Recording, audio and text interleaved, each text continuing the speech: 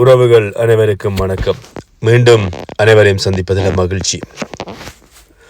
Doctor அர்ச்சுனாவினுடைய களப்பணி விறுவிறுப்பாக நடைபெற்று கொண்டிருக்கின்றது.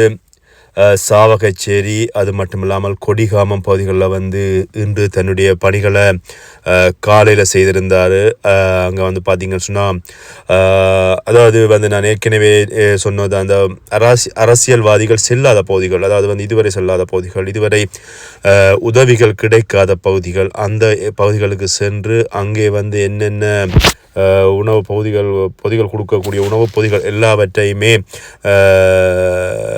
கொடுத்து கொண்டிருந்தார். யாருன்னு சொன்னால் டாக்டர் அர்ச்சுனா. அது மட்டும் இல்லாமல் அங்கே மக்களுக்கு தேவையான என்ன விஷயங்கள் தேவை அப்படின்ற விஷயங்கள் எல்லாவற்றையுமே பார்த்து கொண்டிருந்தாங்க டாக்டர் அர்ச்சுனா. அதே மாதிரி ஒரு வயதானவர்கள் எல்லாருமே டாக்டர் அர்ச்சுனாவை கட்டி தழுவி ஆதரித்ததை கண்ணூடாக பார்க்கக்கூடியதாக இருந்தது. அதிலெல்லாம் ஒரு அம்மா தன்னுடைய கருத்தை சொல்லியிருந்தாங்க. உன்னை நான் பார்க்கணுமென்றதுக்காகத்தான் என்னுடைய உயிர் இவ்வளவு நாளாக ஊசலாடி கொண்டிருக்கிறது அர்ச்சுனா அப்படின்னு சொல்லி கொண்டிருந்தாங்க. உண்மையில இப்படியான விஷயங்களை எல்லாம் நாங்கள் கண்களின் ஊடாக காண்கின்ற பொழுது உண்மையில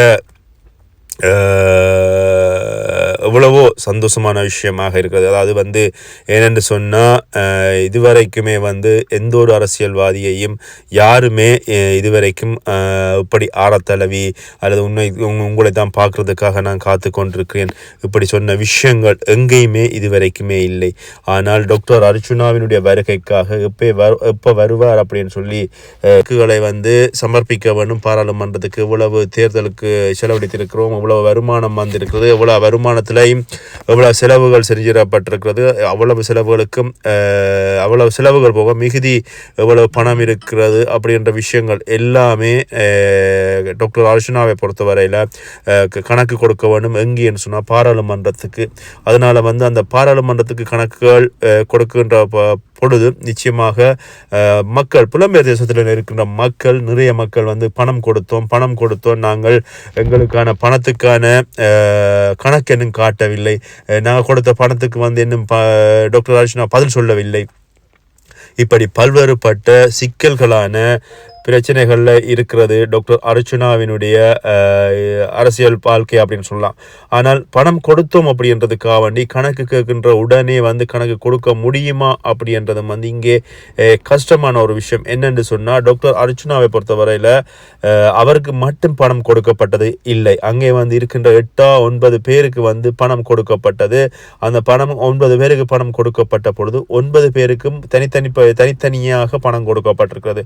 டாக்டர் அர்ச்சுனாவுக்கு தனியாக பணம் வந்திருக்கிறது, கௌசல்யாவுக்கு தனியாக பணம் வந்திருக்கிறது, மயூரனுக்கு தனியாக பணம் வந்திருக்கிறது, யோகபாலனுக்கு தனியாக பணம் வந்திருக்கிறது, அதே மாதிரி ஏனிய உறுப்பினர் கிருஷ்ணா, அதே மாதிரி லோஜி அக்கா, அதே மாதிரி ஸ்ரீ அண்ணா, இப்படி சொல்லி எல்லாருக்குமே தனித்தனியாக பணம் வந்திருக்கின்ற பொழுது அத்தனை கணக்குகளுக்கும் தன்னிடம் அந்த கணக்கு கேட்கிறது அப்படின்னு டாக்டர் அர்ச்சுனா சொல்கின்ற பதிலும் சரியான விஷயம் இருக்கு. என்னிடம் பணத்துக்கு நான் சரியான வகையில் கணக்கு காட்ட முடியும், மற்றவர்களிடம் நீங்கள் கொடுத்த பணத்துக்கு நீங்கள் அவர்களிடம் தான் கணக்கு கேட்க முடியும். கட்சியினுடைய தலைவர் என்கின்ற பட்சத்தில் தனித்தனியாக ஒவ்வொருவருக்கும் சுயேட்சை குழு என்பதால் தனித்தனியாக ஒவ்வொருடம் பணத்தை அனுப்பிவிட்டு தன்னிடம் பணத்துக்கு கணக்கு கேட்கறதுக்கு தனக்கு அதுக்கு என்ன பதில் சொல்றன்னு தெரியாது. அதே மாதிரி இன்னொரு விஷயம் இந்த புலம்பெயர் தேசங்களில் இருந்து பணம் அனுப்பியவர்கள் உண்மையில் பார்த்தீங்கன்னா அதனை ஒன்றில் இந்த பணம் பரிமாற்று சேவைகளின் ஊடாக அனுப்பியிருந்தார்கள் சொன்னால் அதுக்கான ஆதாரங்கள் இருக்கும். அதே மாதிரி ஒரு சிலர் பார்த்தீங்கன்னு சொன்னால் உண்டியல்களின் ஊடாக பணம் அனுப்பியிருப்பார்கள். இதில் இன்னொரு பிரச்சனை என்னன்னு சொன்னால் இங்கே புலம்பெயர் தேசத்தில் இருப்பவர்கள் தங்களுடைய பெயர்களை பகிர மாட்டார்கள். அதே மாதிரி பணப்பரிமாற்று சேவையில் பணத்தை அனுப்பியிருக்க மாட்டார்கள். என்ன காரணம்னு சொன்னால் இங்கே புலம்பெயர் தேசத்தை பொறுத்தவரையில் கிட்டத்தட்ட 15 லட்சம் பேர் மக்கள் இருக்கணும் அப்படின்னு சொன்னால் 6 லட்சம் பேர் தான் இங்கே வேலைக்கு போவர்களாக இருப்பார்கள். இதர மக்கள் எல்லாருமே அரசாங்கத்தினுடைய உதவிகள் அல்லது அரசாங்கத்தினுடைய பணத்தில் வாழ்பவர்களாக இருப்பார்கள். இவர்கள் பணப்பரிமாற்றத்தின் ஊடாக ஏதாவது ஒரு பண கொடுக்கல் வாங்கல் செய்கின்ற பட்சத்தில் நிச்சயமாக அது அரசாங்கத்துக்கு தெரிகின்ற பட்சத்தில் அவர்கள் மீது தண்ட பணம் விதிக்கப்படும். இதனால எவருமே தங்களுடைய சொந்த பேரை பயன்படுத்த வேண்டாம் அப்படின்னு சொல்லி டாக்டர் அர்ச்சனாவிடம் சொல்கின்ற பொழுது டாக்டர் அர்ச்சனா வந்து என்ன செய்வதென்று தெரியாமல் இருக்குது. என்ன காரணம்னு சொன்னால், எல்லாருமே தங்களுடைய பெயரை பயன்படுத்த வேண்டாம், தங்களுடைய பெயரை பயன்படுத்தி நீங்கள் வந்து பண கொடுக்கல் வாங்கல் வந்து செய்திருக்கோம் அப்படின்றத வந்து சொல்ல வேண்டாம் அப்படின்னு சொல்கின்ற பொழுது நிச்சயமாக டாக்டர் அர்ச்சனாவை பொறுத்தவரையில்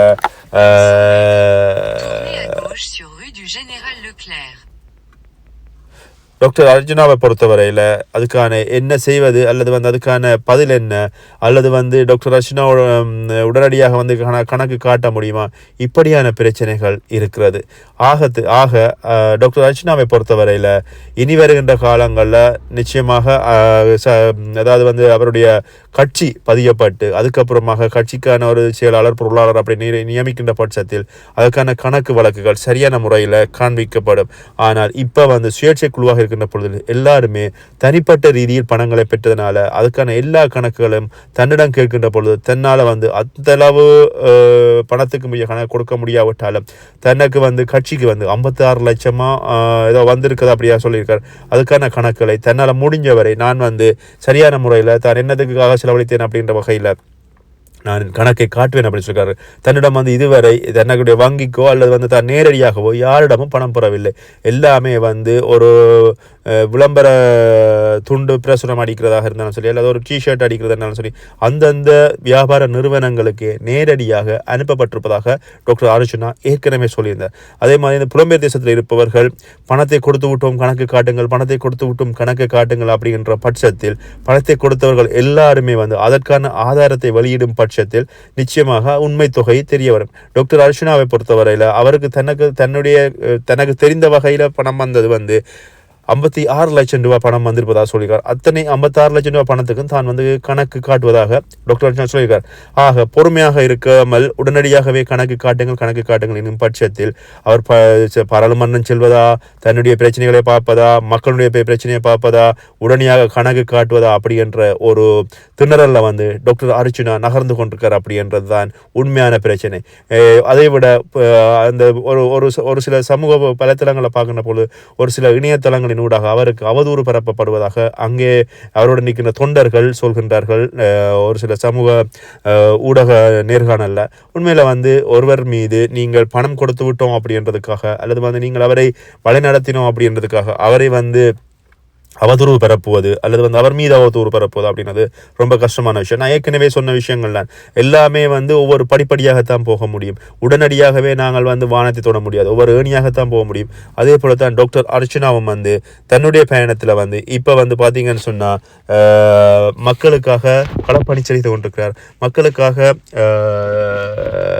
மருத்துவ முகாம்கள் செய்து கொண்டிருக்கிறார். இந்த நேரத்தில் உடனடியாக கணக்கு கேட்கின்ற பொழுது நிச்சயமாக அது கொடுப்பதும் கஷ்டமாக இருக்கும். அது மட்டும் இல்லாமல் 6ஆம் தேதி பாராளுமன்றத்தில் வந்து கணக்குகள் சமர்ப்பிக்கின்ற பொழுது நிச்சயமாக அதற்கான கணக்கறிக்கையை டாக்டர் அர்ச்சனா வந்து வெளியிடுவார். எப்படி என்றதையும் வந்து சொல்லிக்கொண்டு இன்னும் ஒரு விஷயம், இந்த பயங்கரவாத தடுப்பு சட்டத்தின் கீழே 3 கைது செய்யப்பட்டிருப்பதாக சொல்லப்பட்டிருக்கிறது. அண்மையில் இடம்பெற்ற மாவீர தினத்துக்காக தலைவர் அவர்களுடைய புகைப்படத்தை பகிர்ந்த குற்றச்சாட்டில் ஒரு நபர் ஒருவர் இணுவில் பகுதியில் வந்து கைது செய்யப்பட்டிருக்கின்றார். அது மட்டுமில்லாமல் 2 வந்து சிங்கள பகுதிகளில் கைது செய்யப்பட்டிருக்கார்கள். என்ன காரணம் அப்படின்னு சொல்லி பார்த்தீங்கன்னு சொன்னால், மக்கள் மீது தேவை இல்லாத பிரச்சனைகள், அதாவது வந்து இன பிரச்சனைகளை தூண்டுகின்ற வகையில் அல்லது வந்து பயங்கரவாதத்தை தூண்டுகின்ற வகையில் கருத்துக்களை வெளியிட்டார்கள் அப்படின்ற பெயரில் அவர்கள் 3 வந்து கைது செய்யப்பட்டிருப்பதாக அங்கிருக்கின்ற செய்திகள் சொல்லுகின்றன. நிச்சயமாக இனி வருகின்ற காலங்களில் நீங்கள் உங்களுடைய முகநூல்லையோ சமூக வலைத்தளங்கள்லையோ நீங்கள் பகிர்கின்ற பொழுது நிச்சயமாக அவதானமாக இருங்க அப்படின்றதையும் சொல்லிக்கொண்டு, இலங்கைக்கு வந்து பார்த்தீங்கன்னா லண்டன்லேருந்து வந்த ஒரு நபர் ஒருவர் கிளிநொச்சியை சேர்ந்தவர் வந்து விமான நிலையத்தில் வந்து கைது செய்யப்பட்டிருப்பதாக சொல்லப்படுகிறது. இவர் வந்து என்ன காரணம்னு சொன்னால் ஈழப் போராட்டத்துக்கு வந்து பணம் சேகரித்தார் என்கின்ற ஒரு குற்றத்தில் தான் வந்து இவர் கைது செய்யப்பட்டிருப்பதாகவும் அங்கு இருக்கின்ற செய்திகள் சொல்கின்றன. அதே மாதிரி இந்த மழை நீரில் வந்து பாதிக்கப்பட்ட மக்களுக்கு வந்து நாங்கள் நிதி சேகரிக்கிறோம் அல்லது பணம் சேகரிக்கிறோம் அப்படி என்று சொல்லி கிளிநொச்சி பகுதிகளில் வந்து அந்த பணத்தை வந்து சூறையாடுவதாகவும் அந்த பணம் வந்து சரியான முறையில் வந்து மக்களுக்கு செல்லவும் இல்லை அப்படின்னு சொல்லியும் நாங்கள் இறந்த மாவீரர்களுடைய பெற்றோர்களுக்கு உணவு வழங்க போவதாகவும் கூறி பல லட்சம் பணம் வந்து மோசடி செய்யப்படுவதாக கிளிநொச்சியில் இருக்கின்ற ஒரு சில நபர்கள் வந்து ஈடுபடுவதாக தகவல்கள் வெளியாக இருக்கிறது. அதனால் புலம்பெயர் தேசத்துக்கு நம்மளுடைய உறவுகள் பணங்களை அனுப்புபவர்கள் தயவு செய்து இவ்வாறான விஷயத்தில் வந்து கவனத்தில் கொள்ளுங்க. சொன்னால் உங்களுடைய பணம் வந்து நேரடியாக அவர்களிடம் செல்கின்ற பொழுது அந்த பணம் அவர்களுக்கு கையில் கிடைக்கும். இப்படியான ஒரு சில நபர்களின் ஊடாக அல்லது முகவர்களின் ஊடாக நீங்கள் கொடுக்கின்ற பொழுது நிச்சயமாக அந்த பணம் வந்து விரயமாகப்படும். அதனால் நீங்கள் வந்து அவதானமாக இருங்க. உங்களுடைய பணத்தை வந்து முடிஞ்ச வரை நேரடியாக கொடுங்க அப்படின்னு சொல்லிக்கொண்டு என்னுடைய பகிர்வுகள் பிடிச்சிருந்தா லைக் பண்ணுங்கள், கமெண்ட் பண்ணுங்கள், ஷேர் பண்ணுங்கள். அது மட்டும் இல்லாமல் என்னுடைய சேனலை வந்து சப்ஸ்கிரைப் பண்ணி விடுங்க அப்படின்னு சொல்லிக்கொண்டு அடுத்த வீடியோ சந்திக்கின்றேன். நன்றி, வணக்கம்.